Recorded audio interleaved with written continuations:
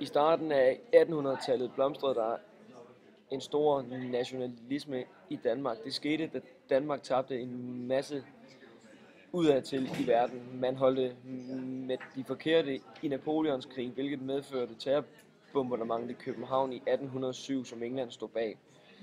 Det medførte, at Danmark blev erklæret fallit i 1813, og i 1814 måtte man se Norge gå tabt. Nationalismen var med til at blive forstærket i 1864, da man tabte Slesvig-Holsten-krigen, og på den måde måtte acceptere, at grænsen blev rykket op til Kongehån omkring Kolding. Danmark blev på den måde et meget lille land. En hovedidé i Danmark var, hvad der udadtil tabes mod indadtil findes, og på den måde forsøgte man at skabe en national selvværd samt en national identitet.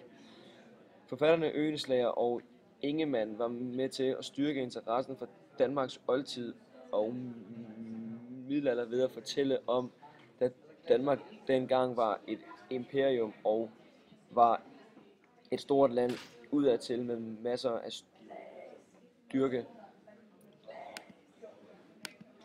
Og som følge af, eller ikke som følge af.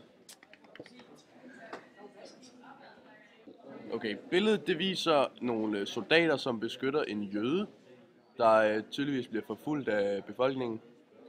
Og det her det var egentlig en konsekvens af, at man samlede sig om de internationale og moralske værdier i Danmark.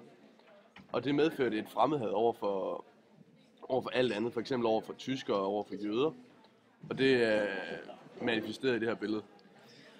Og sangen Dengang jeg drog afsted, som blev skrevet i midten af 1800-tallet, er et godt eksempel på den nationalisme, som blomstrede i starten af 1800-tallet omkring Napoleonskrigen.